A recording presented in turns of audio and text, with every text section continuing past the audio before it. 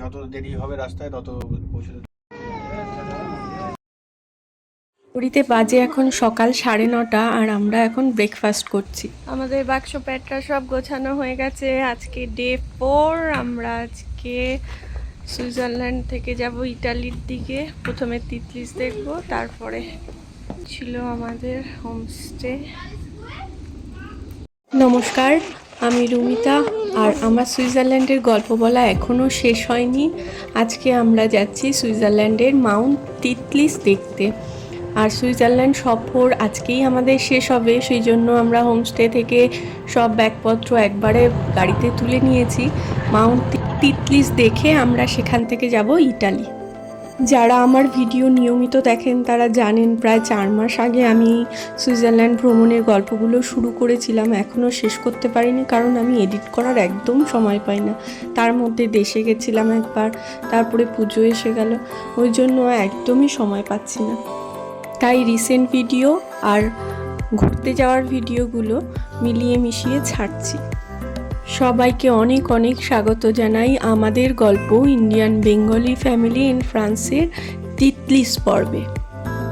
কথা বলতে বলতে চলেও এসেছি। মাউন্ট তিতলিস একটা গ্লেসিয়ার। সুইজারল্যান্ডে অনেক গ্লেসিয়ার আছে।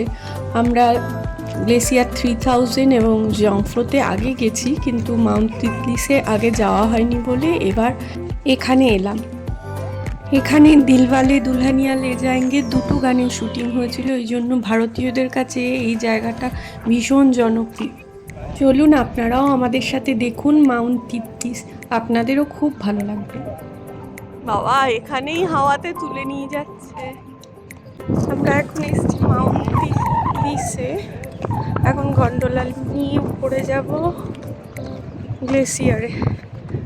ওই দূরে গন্ডোলাগুলো চলছে। সুইজারল্যান্ডের যে সমস্ত স্নো পিকগুলোতে যাওয়া যায় তার মধ্যে মাউন্ট তিতলিসে পৌঁছানো সব থেকে সহজ। এখানে আমরা বসে ওয়েট করছি, আর জয় আর বাবা গেছে কেবল কারের টিকিট কাটতে। প্রচুর লম্বা লাইন, অনেকক্ষণ আমাদের অপেক্ষা করতে হয়েছে টিকিটের জন্য। এবার আমরা কেবল কারে উঠবো, আর এই রাইডটা খুব ভালো। অনেকবারই উঠেছি কেবল কারে, সববারই খুব ভালো লাগে কেবল কারে।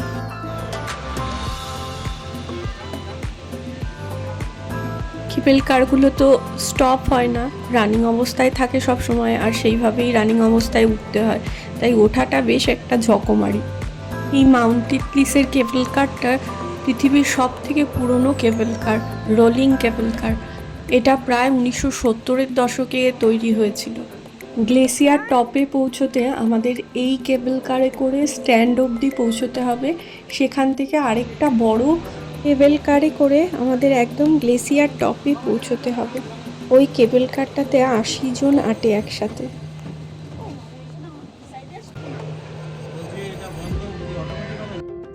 একদম যেখান থেকে এই গন্ডোলাগুলো ছাড়লো সেখান থেকে গ্লেসিয়ার টপ অনেকটা রাস্তা, তাই জন্য এই গন্ডোলায় করে আমাদের অনেকটা সময় লেগেছে যেতে। নিচ থেকে খাড়াই পাহাড় বেয়ে সোজা উপরে উঠে যাচ্ছে গন্ডোলাটা। বেশ একটু ভয় ভয় করছিল, আর যত উপরে উঠে যাচ্ছি তত নিচের বাড়ি ঘর, লোকজন, গাড়িগুলো সব ছোট ছোট হয়ে যাচ্ছে। দৃশ্যটা যেন আরও সুন্দর হচ্ছে।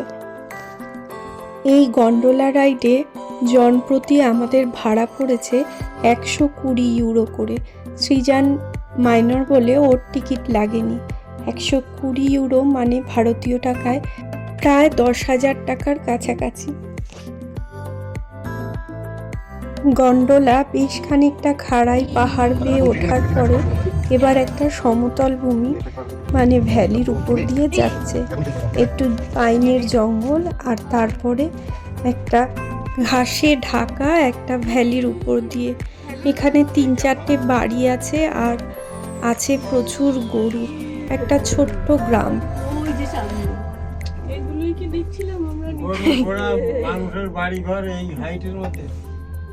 ঘাসের ভ্যালি মানেই সেখানে থাকবে প্রচুর গরু, এখানেও তার ব্যতিক্রম নেই, প্রচুর গরু, আর এই গরুর গলার ঘন্টার আওয়াজ শোনা যাচ্ছে বহু দূর থেকে। ওই তো দেখাই যাচ্ছে, চলে এসে। এবার আবার খাড়াই পাহাড় বেয়ে উঠে যাবে গন্ডোলা। যত উপরে উঠছি তত গাছপালা কমে যাচ্ছে আর পাহাড়ের পাথুরে রুক্ষ ভূমি স্পষ্ট হচ্ছে।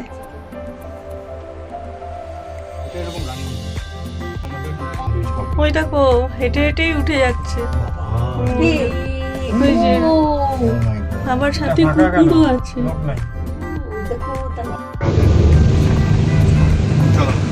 এই একটা স্টেশন, এটা বারাসাত।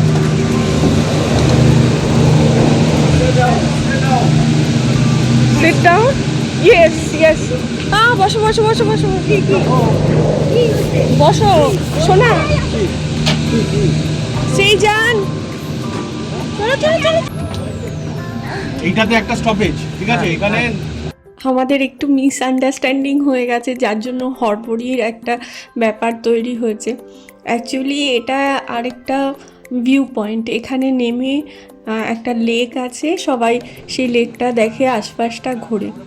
কিন্তু আসল স্ট্যান্ড আরও উপরে, যেখান থেকে আমাদের বড় কেবল কারটা নিতে হবে। হয়তো এখানে যিনি গার্ড রয়েছেন উনি আমাদের এত দেরি হয়ে গেছে দেখিয়ে উনি নামতে বারণ করেছে, কারণ উপরটা 5টার সময় বন্ধ হয়ে যাবে, ওটা আগে দেখে নিতে হবে। তো সেই জন্যই হয়তো উনি আমাদের নামতে বারণ করেছেন, যে ওখানটা দেখার আমরা টাইম পাবো না। সবাই উপরে আগে চলে যায়, সেখানে দেখে ফেরার সময় নিচে এই স্ট্যান্ডে নেমে এই ভিউ পয়েন্টটাতে নেমে দেখে। ওই যে লেকটা দেখা যাচ্ছে, এই লেক এবং আশপাশে একটুখানি জঙ্গল মতো আছে, সবটা নিয়ে একটা খুব সুন্দর একটা ভিউ পয়েন্ট। ঠিক আছে, যেটা দেখতে এসেছি আগে সেটা আগে দেখে নিই। আর এই কেবল কার থেকে নিচের দৃশ্যটা তো আমরা দেখেই নিলাম। খুব সুন্দর জায়গাটা, খুব সুন্দর, কিন্তু নামা হলো না আর কি। এই গ্লেসিয়ারটা একদম নিচ অব্দি বিস্তৃত ছিল, কিন্তু গ্লোবাল ওয়ার্মিংয়ের কারণে এটা গলে গিয়ে ওই লেকটা তৈরি হয়েছে। সামারে তো একদম টপেই শুধু বরফ থাকে, অন্যান্য জায়গায় বরফ একদমই গলে যায়। আমরা যেহেতু মে মাস নাগাদ গেছি, তো সেই জন্য তাও আমরা বরফ পেয়েছি। এখন সামারে সেরকম বরফ থাকেও না। এই কেবল কারগুলোর প্রত্যেকটা গায়ে একটা করে দেশের ফ্ল্যাগ লাগানো রয়েছে, ডেডিকেট করেছে বিভিন্ন দেশকে। পরটা কো ফ্রান্স, তাই না? না, নেদারল্যান্ড। নেদারল্যান্ড বা লুক্সেমবার্গ। এটা নেদারল্যান্ড বোধহয়। নামার সময় তাড়াতাড়ি নেমে যাচ্ছে। এটা লাস্ট তো? না না, আমার না, এরপরে আরো ওই উপরে নিয়ে যাবে। ও ও ও ও ও আরে নেমে যাবো। মাথায় নিয়ে যাবে। কি জানি। আচ্ছা, এটা বন্ধ করো। এটা হলো স্ট্যান্ড। এবার এখান থেকে আমাদেরকে বড় যে কেবল কারটা আছে সেটা নিতে হবে। এই বড় কেবল কারটাতে একসাথে 80 জন উঠতে পারে এবং একজন কেবল অপারেটর রয়েছে ভিতরে। বাঁ পাশের কেবল কারটা ফুল হয়ে গেছে, ওটা ছেড়ে দিল। আমরা এর পরেরটাতে যাব। দেখুন কি সুন্দর কেবল কারটা, মাউন্ট তিতলিস লেখা রয়েছে।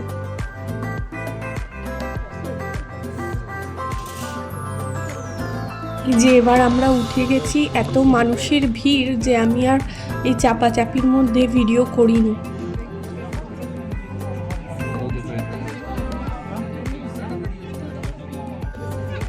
আর এই যে কেবল কারটার ভিতরে, এটার মধ্যে টোটাল 80 জন মানুষ একসাথে যেতে পারে। এই কেবল কারটা ভীষণ স্লো, এইটুকু রাস্তা যেতে প্রায় 15 মিনিট সময় নিচ্ছে। আর ভালো হয়েছে, এই যে পাশ দিয়ে আরেকটা চলে গেল নিচে। নিচে যখন নামছে তখন বেশ তাড়াতাড়ি নামছে, কিন্তু উপরে উঠছে ভীষণ স্লো। আর আশপাশটা দেখুন, পুরো স্নো কভার একদম। উপরে একটা গ্লেসিয়ার কেভ আছে, গ্লেসিয়ারের বরফ কেটে ওই কেভটা বানানো হয়েছে। আর কেভের মধ্যে নানা রকম বরফের স্ট্যাচুও করা রয়েছে।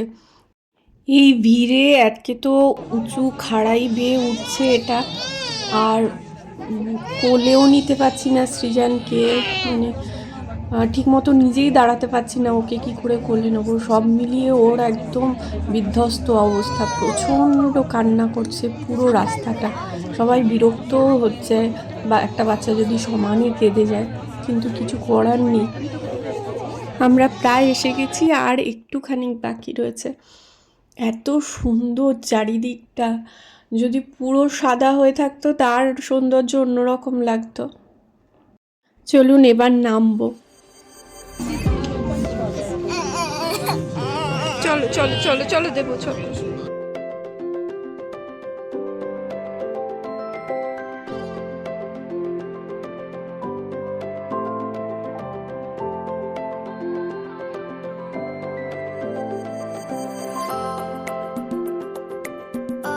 কেবল কার থেকে নেমে প্রায় 3 তলা সিঁড়ি বাইতে হয়েছে, তারপরে এই খোলা জায়গাটায় এসে দাঁড়িয়েছি।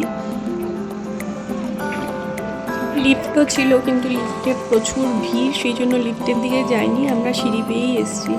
উঠে এই খোলা জায়গাটায় প্রথমেই যেটা দেখার, সেটা হচ্ছে শাহরুখ আর কাজল নাচ করছে।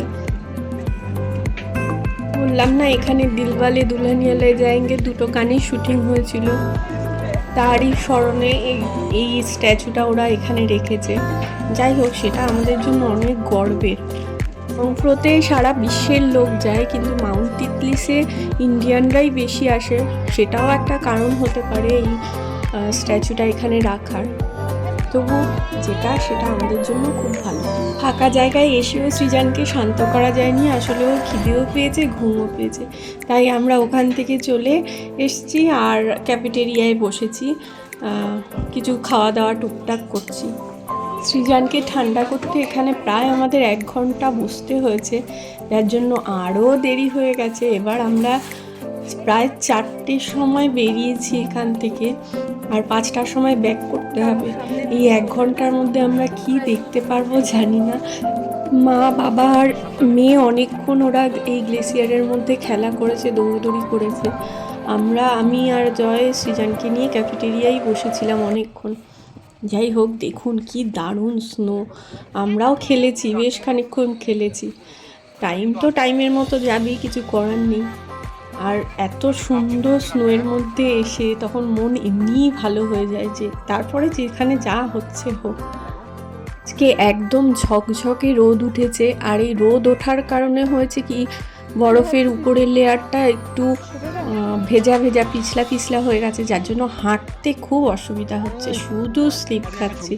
কত লোককে যে দেখলাম পড়তে ধূপ ধাপ করে।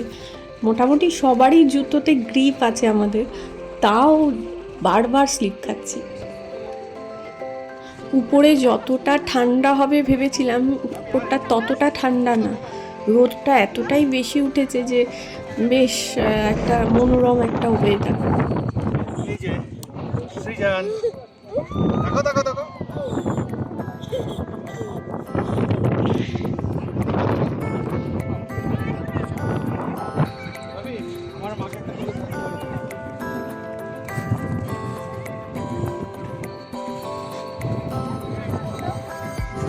আমরা এই সমান জায়গাটাতেই হেঁটেছি, খেলেছি। এই উঁচুর দিকটাতে ওঠার একবার চেষ্টা করেছি, কিন্তু সবাই যেভাবে পড়ছে দেখলাম, আর আমরাও স্লিপ করছিলাম, সেই জন্য আর ওই দিকটাতে যাইনি। জয় একা গেছিলো, গিয়ে একদম উপরটাতে প্লে এরিয়া আছে, সেখানটাতে ও গিয়ে কিছুক্ষণ দেখে টেকে তারপরে আবার নিচে এসছে।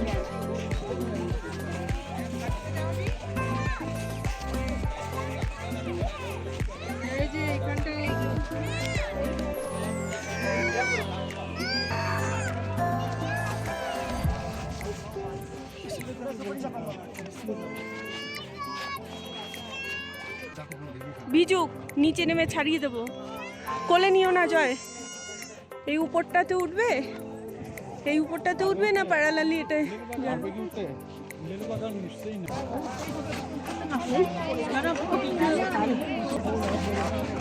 ওই লাঠি নিয়ে আসতে হতো।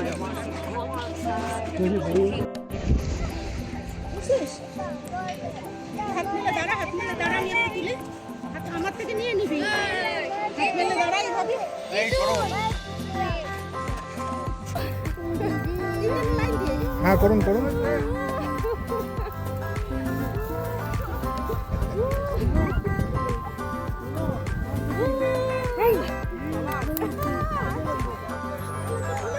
হ্যাঁ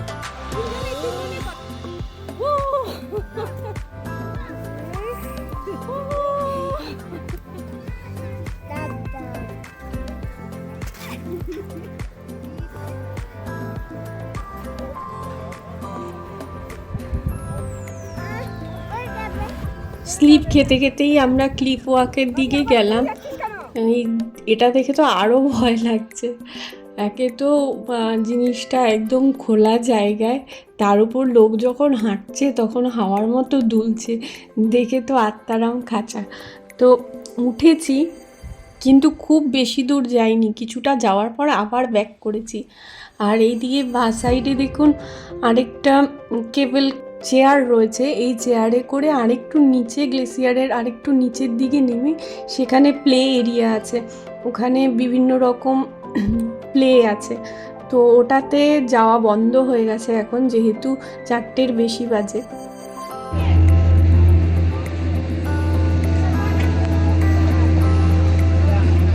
প্রথমে বাকিরা কেউই আসেনি, আমি একাই এসছি।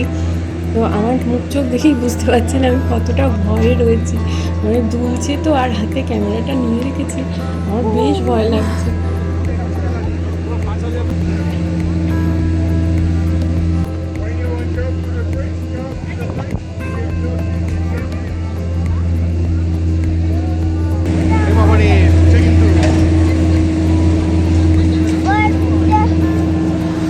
ওরে বাবা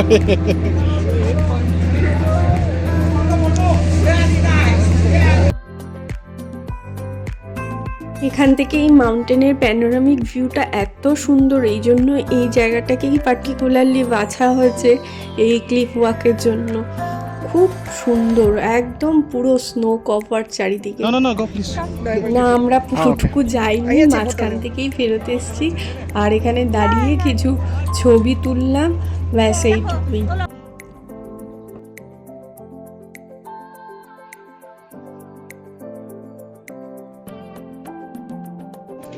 5টার সময় লাস্ট কেবল কার, আর অলরেডি 4:45 বাজে। আমি আর মেয়ে রীতিমতো ছুটেছি এই স্নো কেভটা দেখবো, সেই জন্য। এই গ্লেসিয়ারের ভিতরে এই কেভটা আমি তো জংফুতে দেখেছি, কিন্তু মেয়ে তো এর আগে দেখেনি। আমরা রীতিমতো ছুটেছি, আর ওরা আসেনি, ওরা পরে এসছে আমাদের পিছন। আর আমি বকাও খেয়েছি এই জন্য যে কেন আমি গেলাম। যাই হোক, গেছি বলে দেখতে তো পেরেছি। আর পরে যখন আমরা গেলাম কেবল কার ধরার জন্য, তখন দেখি যে 5টা কেন 6টাতেও যা মানুষের লাইন রয়েছে, শেষ হবে না যাওয়া। এই গ্লেসিয়ার কেভটার মধ্যে এরকম সুন্দর সুন্দর বহু কাটিং রয়েছে, স্নো কাটিং। আর কিছুটা খোলা রয়েছে, বাকিটা রেনোভেশনের জন্য ওরা বন্ধ রেখেছে, তো মাঝপথ থেকে ফেরত আসতে হয়েছে।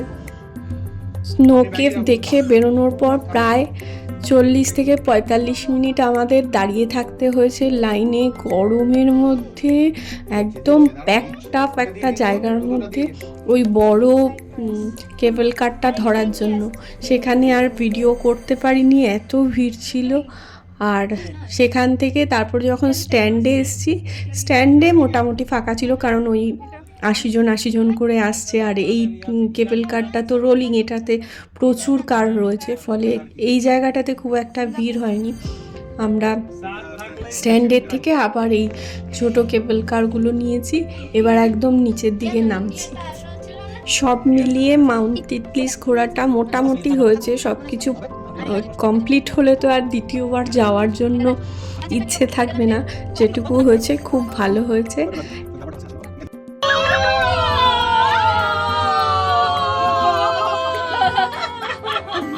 আজকের এই মাউন্ট তিতলিস ঘোরা আপনাদের কেমন লাগলো অবশ্যই জানাবেন। দেখা হবে আরেকটা নতুন ভিডিও নিয়ে। ততক্ষণ পর্যন্ত সবাই খুব ভালো থাকবেন, সাবধানে থাকবেন, সুস্থ থাকবেন। দেখা হবে পরের ভিডিওতে।